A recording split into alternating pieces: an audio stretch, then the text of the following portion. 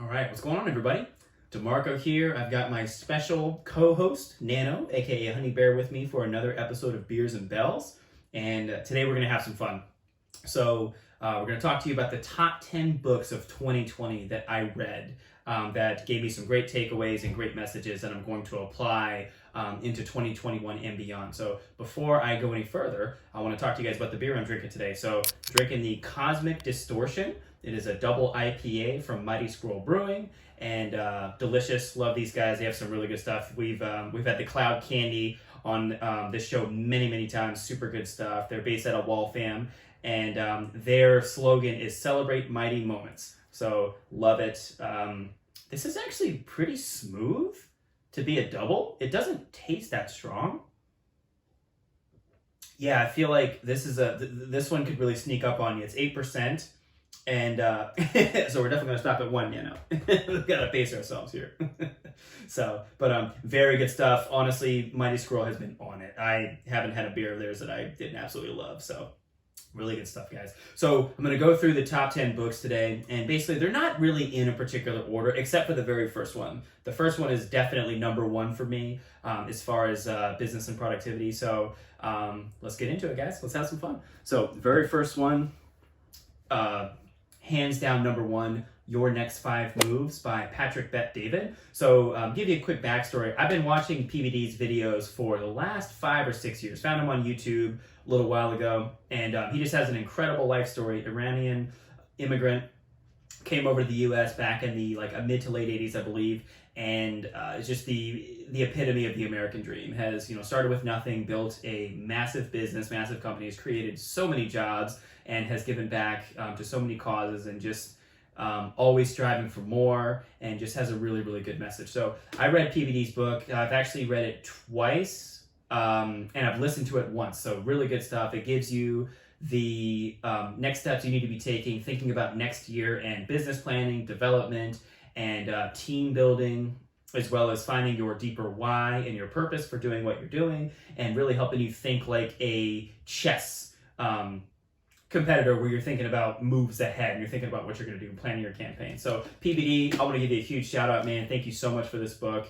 And it was so good. I'm gonna continue to study it, and I gave actually a copy to my teammates. So we've been loving it. Really good information on here. So all right, number one, and next one is the Heart of the Buddhist Teaching by Thich Nhat Hanh. So really good book written by Thich Nhat Hanh, who's a Buddhist monk.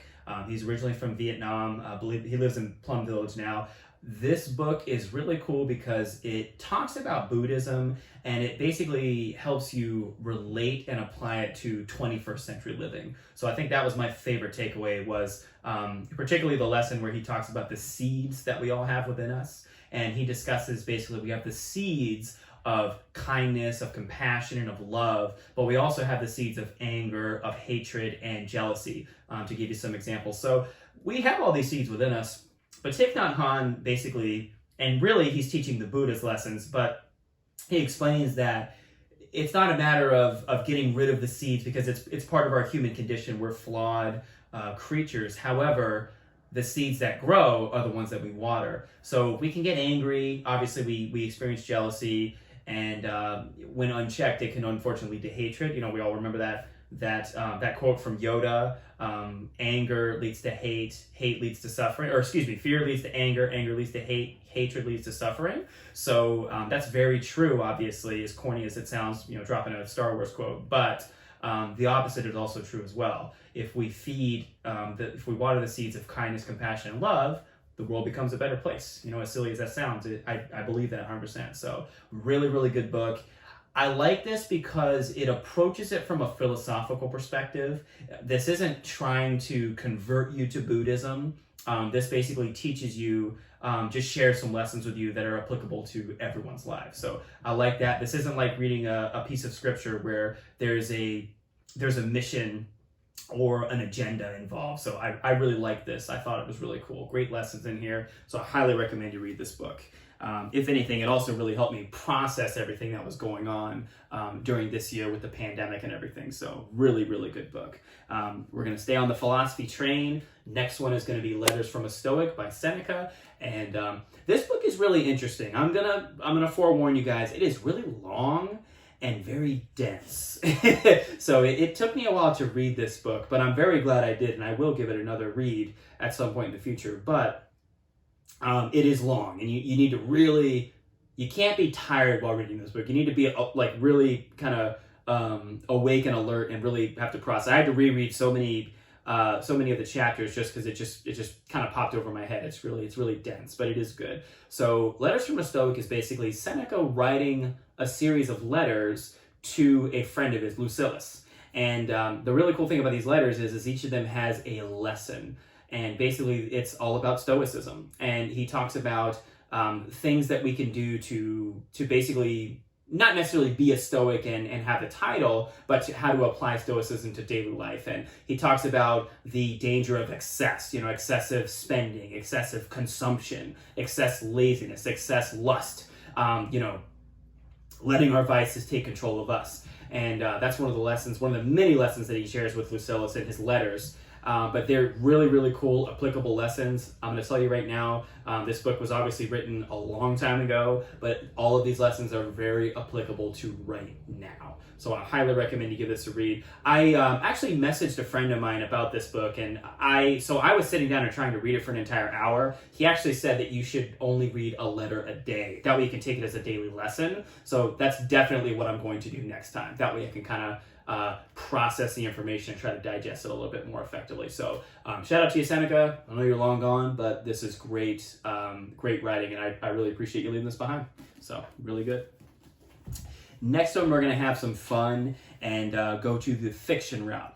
So this is, and I'm going to be honest, I can't remember if I read this in 2019 or 2020, but it's still one of my favorites, so I don't care. And it's really two books that to me belong together, okay? And I'll explain why in a second. But basically, we've got Planet Hulk and World War Hulk. So I know you guys are rolling your eyes like, oh, Demarco, you're such a freaking nerd. The reason these belong together is that they're in a story. So Planet Hulk is followed by World War Hulk, and you can't read one without the other. It's just an amazing story. I'm not going to bore you with too many details, but what I really liked about it was, and essentially the premise is, the Avengers and the Fantastic Four decide that Hulk is too dangerous to be left on Earth because of his powers and his abilities, especially when he loses control. And when he gets too angry, he obviously, a lot of damage and wreckage tends to follow, right? So we've all seen the movies, at least some of us have, hopefully. You've seen the movies, right, Nano?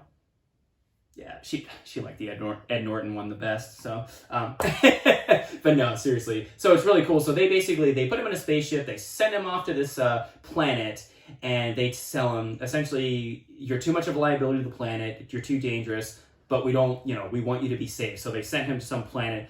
He transforms, gets angry, crash lands on this other planet called Sakaar, and ends up becoming a gladiator. And you actually see that play out a little bit in the Thor Ragnarok movie. You see him in his gladiator gear, and he looks a lot like the character actually did in the comic book. So really, really good story.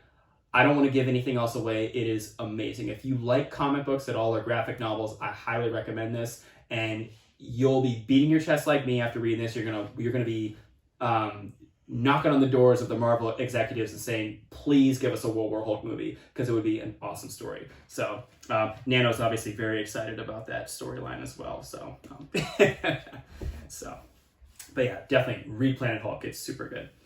Next one, we're going to go back to philosophy, and it's Meditations by Marcus Aurelius. So this is another really, really good book, and it's all about Stoicism, and it's all about living in accordance with nature. So again, focusing on not letting our vices control us, focusing on living in the present moment, being grateful for what we have, and the concept of amor fati, which is a love of fate, essentially being realistic and accepting the situation as it is, and accepting kind of life and your circumstances as they are.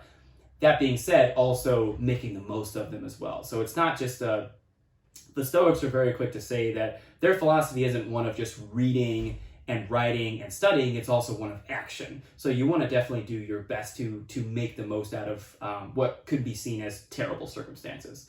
And but basically, Meditations is his diary. I don't think he actually intended for this to ever be published, but it is just amazing. Amazing philosophy, amazing lessons, and just really, really good stuff here. I found Meditations to be much more readable than Letters from a Stoic. It is obviously not as long, but it's also just the way it's written. It was easier for me to process it. And this book has been quoted so many times. 9 times out of 10, if you see some kind of quote on Instagram or Facebook of Marcus Aurelius, it probably came out of this book, because there's a lot of really good Stoic lessons in here. So I highly recommend this. You're going to read these lessons, and you're going to realize that this guy was onto something, and these lessons still apply to life today. So definitely good. Nano, what's the count? Do you know the count?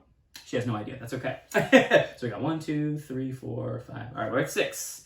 Number 7. All right. Never Lose a Customer Again by Joey Coleman. Really, really good book. This was actually a gift from a friend of mine. Shout out to you, Tommy, one of my typical co-hosts on the show. And basically this book talks about how most businesses emphasize client acquisition, sales, lead generation, and of course these are important. These are what keep a business going, and they essentially really get a business started. However, what Joey Coleman argues is that most businesses maintain most of their focus on getting more clients and less attention on keeping current clients. So Joey Coleman's big thing is, first off, build a relationship, right? We as business owners, entrepreneurs, as personal trainers, as chefs, whatever we do, we're here to solve a problem, provide a service for the client or the customer. And basically, what Joey Coleman challenges you to do is to take it a step further. Become not only that go-to person for whatever sector you're in, whatever problem you're solving, but build a relationship. What is it called? Oh, top of mind marketing, excuse me. Basically, you're going to take care of this customer and go above and beyond and become that go-to person in as many respects as possible. So he goes into a bunch of different ways that you can maintain contact with your client customer and strike that balance between being overbearing, but also being helpful and really building that long-term relationship. So really good book. I'm going to give this one a reread as well. And there's really, really good actionable steps in here that are super awesome. So shout out to you, Joey Coleman. Thank you so much. We're going to go back to fiction with this one. This next one is very well may be the best comic book I've ever read. The most entertaining, and I've read a lot of comic books. And it's funny, you guys are probably expecting it to be a Batman comic book, but funny enough, it's actually not. And the story is Old Man Logan. So for those of you that watched I believe it was 2013 or 2014 movie Logan, you guys saw it. It was very dark. It was R-rated, a lot darker than those X-Men movies that came out prior. It is loosely based on this comic book, and that's really being generous. The movie's great. Love Hugh Jackman. I thought his portrayal of Logan was awesome. It was very violent. This story, however, is next level. So basically, imagine if you took Wolverine, dropped him out in the desert in a Mad Max era world, and that's what this is. This is pretty much X-Men meets Mad Max. It is awesome. Logan's older, and basically healing factor is not as effective. He is mortal still, right? So this is an incredibly brutal story. It is action-packed. You're going to see a bunch of really cool Marvel characters in here and some really cool twists and turns. So I don't want to tell you anything else. I just want you to read it. If you like comic books and graphic novels, give this a read. This is so freaking good. Even though I just read it recently, I already know obviously know what's going to happen. I want to read it again just because I want to enjoy that fast-paced action in this. And I'll give you this little piece here. You do see a T-Rex with venom attached to it, so it's pretty cool. There's a venom T-Rex. That's one little spoiler I'm going to give you there. So you nerds out there are going to feel me. So the rest of you are going to be probably exhausted and very bored, just like Nana was. So give Old Man Logan a read. Very, very good. This next one is actually a manual, really kind of technically a textbook that I received for my certification course, and that is my manual that I got for DV8, and that's for DV8 Fitness. And I have to give a huge shout out to Phil and Pam Scarito, excuse me, and they are the founders of DV8 Fitness. And my colleagues and I just recently did a kettlebell certification with them.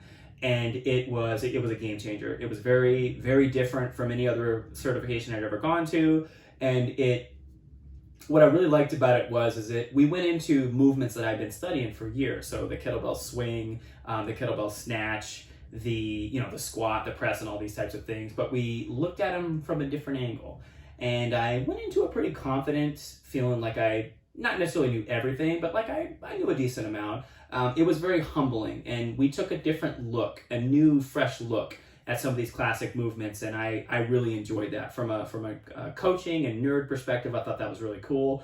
There was a piece that we spoke about as far as inclusivity and diversity, kind of the difference between the two, and how we can create a safe space, really cultivate a safe space in a community in fitness. That was very refreshing. I thought that was obviously very relevant, especially with what's been going on this year. But it was a great message, and one that I hope echoes into other organizations and fields. So shout out to Phil and Pam. This was made with a tremendous amount of love and compassion, and there's an awesome amount of information in here, and really, really good information in here. And it's simple. I think the best thing about it is it's not a crazy long textbook or anything, but the information is very simple and it's effective. So that's the best part. So simple, effective system that can be applied. So really, really good stuff. All right, Nano, what's our count? We're 1, 2, 3, 4, 5, 6, 7, 8. So we're at 8. Awesome. So number 9 is definitely going to be Not a Diet Book, and that's by James Smith. He's at James Smith PT on Instagram, by the way. But really good book. He talks about fat loss and fitness and dieting, and how a lot of the diet culture is really damaging and really filled with a lot of misinformation, and how a lot of people tend to overcomplicate what really is a simple concept.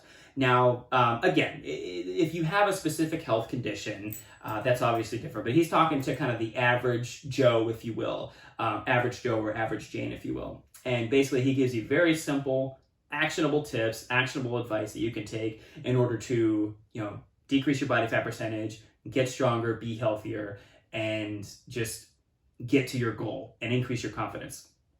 What I like about it is he's not afraid to use profanity, and he kind of shoots from the hip a little bit, and I kind of like that. I thought that was refreshing.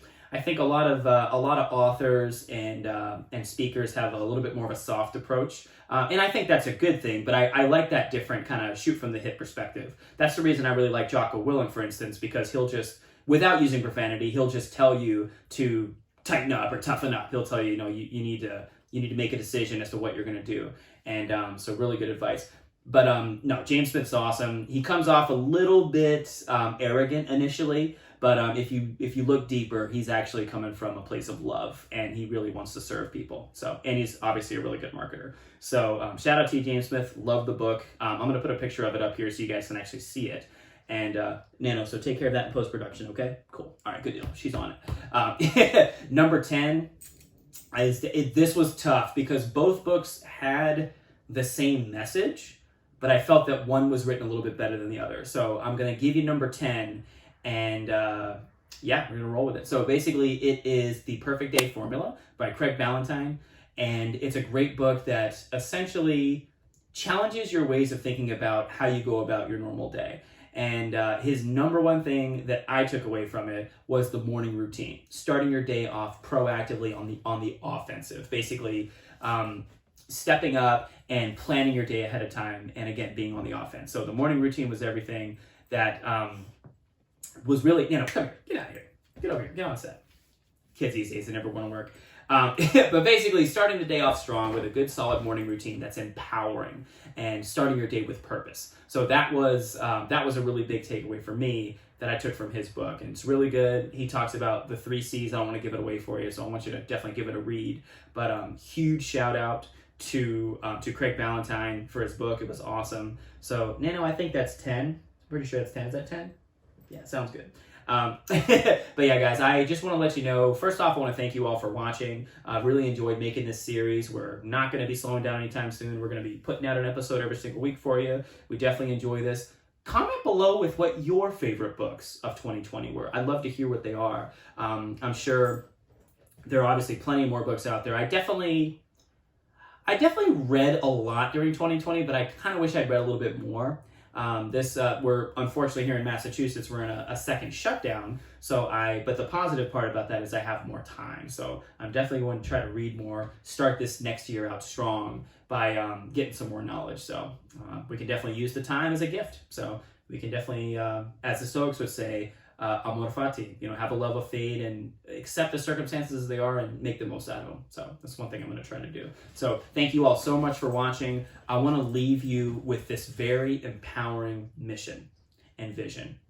Train your body, feed your mind.